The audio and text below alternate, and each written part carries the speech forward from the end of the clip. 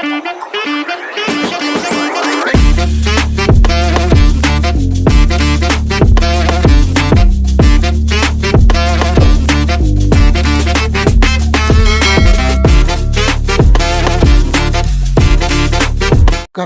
38. பணக்கார ஏழை. முத்துசாமி சென்னையில் வசிக்கும் மிகப்பெரிய பணக்காரர். ஆவடியில் பெரிய டிபார்ட்மெண்டல் ஸ்டோர் உள்ளது. சென்னை டு மகாபலிபுரம் போகும் வழியில் 5 ஏக்கர் தோட்டம். அதில் தென்னை, வாழை, பழமரங்கள், நெற்பயிர் என சகலமும் உள்ளன. 3 பெரிய கிணறுகள், பம்பு செட்டுகள், பங்களா எல்லாம் அங்கு உண்டு. அவரது மனைவி இல்லத்தரசி. அவர்கள் பெயர் மல்லிகா. இவர்களுக்கு ஒரே ஒரு மகன் மட்டும் உண்டு. அவன் பெயர் சுகுமார். BA முடித்திருக்கிறான். வேலைக்கு செல்லவில்லை. மிகவும் சோம்பேறி. நண்பர்களுடன் காரில் சுற்றுவது, பெரிய ஹோட்டல்களில் சாப்பிடுவது, சினிமா பார்ப்பது, மது அருந்துவது, இந்த மாதிரியான உல்லாசங்களில் திளைத்து வந்தான்.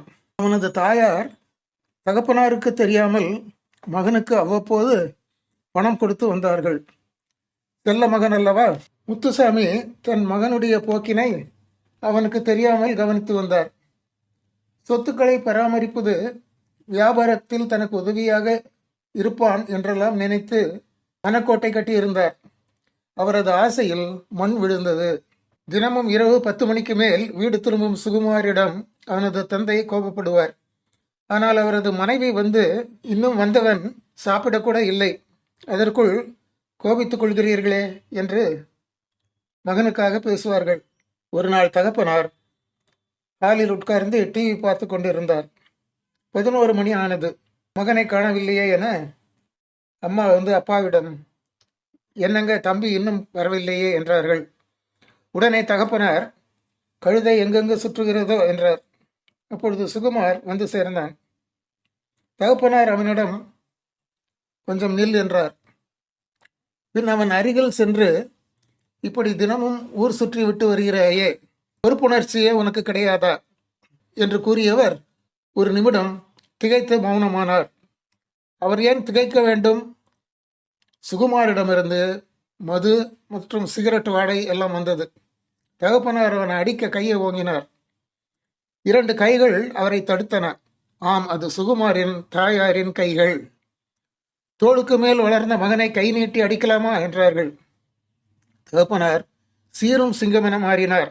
மகனிடம் கண்டிப்பு நிறைந்த குரலில், சல்லி காசு சம்பாதிக்க துப்பில்லை, தண்டத்தீனியாக இங்கு இருக்காதே, எங்காவது போய் தொலை, 4 காசு உன்னால் சம்பாதிக்க முடியும் என்ற நிலைக்கு நீ வந்தால் இங்கு வா, இல்லாவிட்டால் நீ வர வேண்டாம் என்றார்.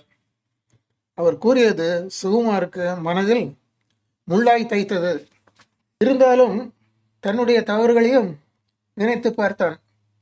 சிறிது நேரம் அமர்ந்து யோசித்தான்.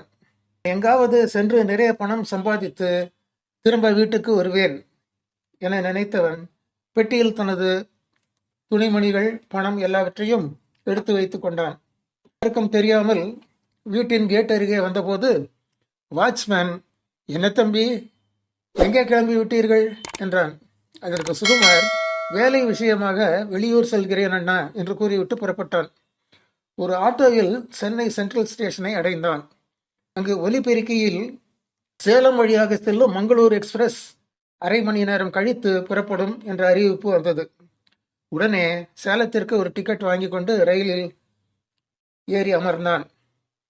மறுநாள் காலை 9 மணிக்கு ரயில் வண்டி சேலம் வந்தவுடன் அங்கிருந்து இறங்கி வெளியே ஒரு ஆட்டோவை பிடிப்பதற்காக வந்து கொண்டிருந்தான். காலையில் சுகுமாரின் அறைக்கு சென்ற அவனது தாயார் அவனை காணவில்லை என்பதை அறிந்து கணவரிடம், என்னங்க சுகுமாரை காணவில்லை என்றார்கள். உடனே அவர், கையில் உள்ள பணம் தீர்ந்தால் தானாகவே திரும்பி வந்து விடுவான் என்றார். சேலம் ஜங்ஷனில் இறங்கிய சுகுமார் ஒரு ஆட்டோவை ஏற்பாடு செய்து, நிறைய லாட்ஜுகள் மற்றும் வியாபாரம் நன்றாக நடக்கும் இடத்தில் என்னை இறக்கி விடுங்கள் என்றான். ஆட்டோ டிரைவர் அவனை 5 ரோடு என்னும் இடத்தில் இறக்கிவிட்டான். பிறகு சூட்கேஸை தூக்கி கொண்டு பெரிய லாட்ஜுகள், ஹோட்டல்கள், டிபார்ட்மெண்டல் ஸ்டோர்கள் ஆகியவற்றிலெல்லாம் வேலை இருக்கிறதா என்று கேட்டான். எல்லா இடத்திலும் வேலை இல்லை என்ற பதிலே வந்தது. அங்கே ஒரு ஆட்டோ நின்று கொண்டிருந்தது. அவரிடம் போய், இங்கு தங்குவதற்கு சாதாரணமாக இடம் ஏதாவது உள்ளதா என்று கேட்டான். அந்த ஆட்டோ டிரைவர் அவனை அழைத்து கொண்டு பேச்சுலர்ஸ் தங்கும் ஒரு லாட்ஜில் இறக்கிவிட்டார். அதன் மேனேஜர் சுகுமாரிடம், நீங்கள் என்ன வேலையில் இருக்கிறீர்கள் என்று கேட்டார். அதற்கு அவன், இனிமேல் தான் வேலை தேட வேண்டும் என்றான். அவர்கள், இங்கு 2 பேர்கள் தங்கும் ஒரு ரூமில் ஒருவர் மட்டும்தான் இருக்கிறார், நீங்களும் அதில் தங்கிக் கொள்ளலாம். ஒரு மாதத்திற்கு 2500 ரூபாய் வாடகை ஆகும் என்றார். சுகுமார் ஒப்புக்கொண்டு அங்கே தங்கினான். குளித்துவிட்டு உடைகளை மாற்றிக்கொண்டு மதியம் சாப்பாடு சாப்பிட ஒரு சுமாரான ஹோட்டலுக்கு சென்றான். சாப்பாடு 80 ரூபாய் என்று போர்டில் இருந்தது. ஆர்டர் செய்து சாப்பிட்டான். பிறகு தனது ரூமிற்கு வந்து படுத்துக்கொண்டு சிந்திக்கலானான். தீய நண்பருடன் சேர்ந்து ஊர் சுற்றியதால் பெற்றோரின் வெறுப்புக்கு ஆளானேன். நான் நன்றாக சம்பாதித்து ஒரு பெரிய அந்தஸ்தை அடையும் வரை சென்னை செல்ல மாட்டேன் என உறுதி பூண்டான். ஏசி ரூமில் டபுள் காட்டில் குஷனில் படுத்து பழக்கப்பட்ட சுகுமார் தனது அறையில் பாயில் படுத்து உறங்கினான். வசதி குறைவான வாழ்க்கையை சவாலாக ஏற்றுக்கொண்டான். தகப்பனாருக்கு முன்னால் சிறந்த முறையில் முன்னேறி காட்ட வேண்டும் என்ற வைராகியம். மாலையில் அப்படியே நடந்து விட்டு வரலாம் என்று வெளியே போனான். அங்கு சில வாலிபர்கள் பசை தடவி போஸ்டர்களை ஒட்டி கொண்டிருந்தார்கள். அவர்களிடம் போய், இங்கு ஏதாவது வேலை கிடைக்குமா என்றான். அவர்கள், நாங்களும் படித்தவர்கள்தான், வேறு வேலை கிடைக்காததால் இதை செய்து வருகிறோம். நீயும் நாளையிலிருந்து இதை வந்து செய். ஒரு நாளைக்கு 500 ரூபாய் கிடைக்கும். வேறு பெரிய வேலை அதிக சம்பளத்தில் கிடைத்தால் நீ போய்கொள்ளலாம் என்றார்கள். மறுநாளிலிருந்து அவர்களுடன் போஸ்டர் ஒட்டும் வேலைக்கு சென்றான். 3 மாதங்கள் கழிந்தன. ஒரு நாள் சாயங்காலம் ஒரு பேக்கரியில் டீ குடித்து கொண்டிருந்தான். அப்பொழுது பக்கத்தில் அமர்ந்து டீ குடித்து கொண்டிருந்த இருவர், பக்கத்து தெருவில் உள்ள இம்பீரியல் பேக்கரியில் நாளைக்கு வேலைக்கு ஆட்கள் எடுக்கிறார்கள், தங்குமிடம் 3 வேளையும் சாப்பாடு மற்றும் ஒரு நாளைக்கு 1000 ரூபாய் சம்பளம் தருவார்கள் என பேசிக் கொண்டனர். மறுநாள் அந்த பேக்கரிக்கு சென்று வேலையில் அமர்ந்தான். காலை 9 மணி முதல் இரவு 9 மணி வரை வேலை இருந்தது. வசதியான வீட்டில் பிறந்த சுகுமாருக்கு இந்த வசதி குறைவான வாழ்க்கை ஒரு சவாலாகவே இருந்தது. இந்த இம்பீரியல் பேக்கரி சேலம் செவ்வாய்ப்பேட்டையில் இருந்தது. ஒரு கேரளாவை சேர்ந்தவர் குத்தகைக்கு எடுத்து நடத்தி வந்தார். ஒரு மாதத்திற்கு வாடகை 40,000 என்று கேள்விப்பட்டான். பெரிய கட்டிடம். ஒரு வருடம் சீக்கிரமாக ஓடியது. பேக்கரி சம்பந்தப்பட்ட எல்லா விவரங்களையும் சுகுமார் நன்றாக தெரிந்து கொண்டான். ஒரு நாள் அவனது முதலாளி அவனை கூப்பிட்டு, எனக்கு வயதாகிவிட்ட காரணத்தால் நான் பாலக்காடு சென்று எங்கள் ஊரில் உள்ள சொந்த வீட்டில் செட்டில் ஆகலாம் என்று இருக்கிறேன். சுகுமார் அவரிடம், பேக்கரியை நான் தொடர்ந்து நடத்தலாமா? கட்டிட உரிமையாளர்களிடம் சொல்லி எனக்காக சிபாரிசு செய்வீர்களா என்று கேட்டான். அவரும் செய்கிறேன் என்று அவ்வாறே செய்து முடித்தார்.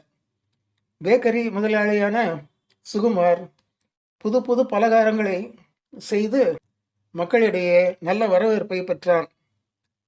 நிறைய பேர் வரலாயினர். வியாபாரம் பெருக தொடங்கியது. பிறகு ஒன்றன் பின் ஒன்றாக சேலம், குகை, அம்மாப்பேட்டை, அஸ்தம்பட்டி, மரவநேரி போன்ற இடங்களில் ஒவ்வொன்றாக புது புது பேக்கரிகளை தொடங்கினான். தனது தாயார் பெயரில், அதாவது மல்லிகா என்ற பெயரில் மல்லிகா பேக்கரி என்ற போர்டுகள் போடப்பட்டன. மிக விரைவில் லட்சாதிபதியான பிறகு கோடீஸ்வரனாகவும் ஆனான். தனி பங்களா, கார் எல்லாம் வாங்கினான். ஒரு நாள் தன் பெற்றோரை நேரில் சென்று பார்த்து வர வேண்டி காரில் சேலத்திலிருந்து சென்னைக்கு புறப்பட்டான். வீட்டை அடையும் போது இரவு மணி 10 இருக்கும். சுகுமார் அம்மா என்று கூப்பிட்டான். உடனே பெற்றோர் இருவரும் ஓடி வந்து அவனை கட்டிப்பிடித்து அழுதனர். இத்தனை வருடங்கள் எங்கேயடா போயிருந்தாய் என்னுடைய தாயார் கேட்க, அதெல்லாம் பெரிய கதை என்றான். பிறகு தன் சூட்கேஸை திறந்து செக் புக்கை எடுத்து அதில் தகப்பனார் பெயருக்கு 50 லட்சம் தொகையை எழுதி கையெழுத்திட்டு தகப்பனாரிடம் உங்கள் கணக்கில் போட்டுக்கொள்ளுங்கள் என்று கொடுத்தான். அவனுடைய அப்பா திகைத்து போனார். அவர், என்னிடம்தான் நிறைய பணம் இருக்கிறது, இது எதற்கு என்று கேட்டார். என்னிடம் இருப்பதெல்லாம் உனக்குத்தானே என்றார். தகப்பனார் தன்னுடைய மகன் திருந்தி பொறுப்பானவனாக மாறிவிட்டான் என்பதை அடைந்து மிகவும் மகிழ்ச்சி அடைந்தார். உடனே சுகுமார், இல்லையப்பா, என்னை பெற்று வளர்த்து ஆளாக்கினீர்கள், நான் உங்களுக்கு ஏதாவது செய்ய வேண்டாமா என்று கேட்டான். உடனே அம்மா குறுக்கிட்டு, பிள்ளை பசியோடு இருப்பான், பேசிக்கொண்டே இருந்தால் எப்படி என்று கூறி அழைத்து கொண்டு போய் சாப்பாடு பரிமாறினார்கள். சாப்பிட்டு முடிந்ததும் காலில் அமர்ந்து மூவரும் பேசிக் கொண்டிருந்தார்கள். அப்போது சுகுமார் அதுவரை நடந்த எல்லா காரியங்களையும் ஒன்று விடாமல் கூறினான். மகன் எவ்வளவு கஷ்டப்பட்டு இருக்கிறான் என்பதை பெற்றோர் உணர்ந்தனர். மறுநாள் காலையில் சுகுமார், நான் சேலம் போக வேண்டும், மாதம் ஒரு முறை இங்கு வந்து போகிறேன் என கூறி புறப்பட தயாரானான். அவனுடைய அம்மா அவனிடம், ஒரு நல்ல பெண்ணாக பார்த்துவிட்டு நாங்கள் உனக்கு தெரிவிப்போம், அப்போது நீ இங்கு வர வேண்டும், நாம் பேசி முடிக்கலாம் என்றார்கள். உடனே சுகுமார், நீங்கள் இருவரும் பார்த்து செய்தால் அது சரியாகத்தானே இருக்கும் என்றான். பிறகு அவர்களிடம் விடை பெற்றுக்கொண்டு காரில் அமர்ந்தான். பெற்றோர்கள் இருவரும் மகனுக்கு கையசைத்து விடை கொடுத்துவிட்டு கலங்கிய கண்களுடன் மகனின் கார் போகும் பாதையையே பார்த்து கொண்டிருந்தனர்.